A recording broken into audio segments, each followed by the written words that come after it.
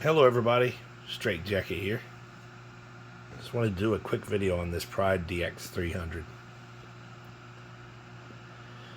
These amps are really cool in that they're radio drive. So you don't have to have a driver and you can still get substantial power. They make good drivers for big amps especially, but they're even cool on their own. This one here has been modified by Joe the Grinder. This band switch here is now a variable bias as opposed to an actual band switch. Additionally, the tube on the inside is a 4CX 400, I believe, as opposed to a 4CX 250B. So you will see some increased power out of this amplifier over your standard Pride DX300, which has a 4CX 250B. They'll generally do about 800 PEP, but with the 400 you get some additional power. They are pretty sought after amps, and this is a really clean one. I will say that when it comes to the variable bias part, it gives you some additional flexibility. It's kind of a nice thing. It lets you turn the power up and down.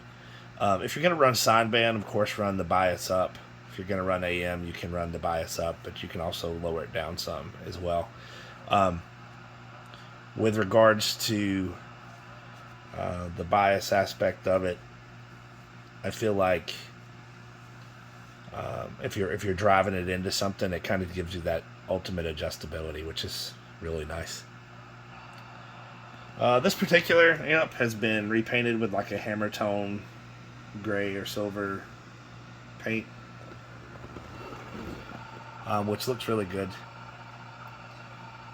And yeah, so let's see what it'll do as far as power is concerned. So first, what are we putting into this thing? On a 100-watt slug,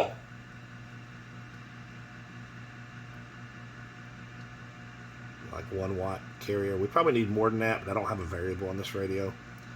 Audio. So good 25 watts PEP plus. We're using the 100 scale. So when you talk about the 100 scale, it's 2, 4, 6, 8, 10. It's about a watt. So it's not gonna key a whole lot, but I don't have much adjustability with that. All right, let's flip it on to operate. It does have a high-low also.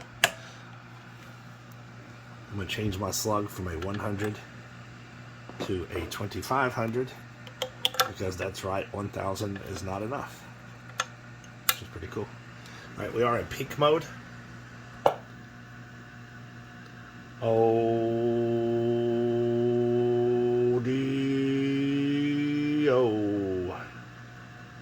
So yeah, 1300 watts plus PEP.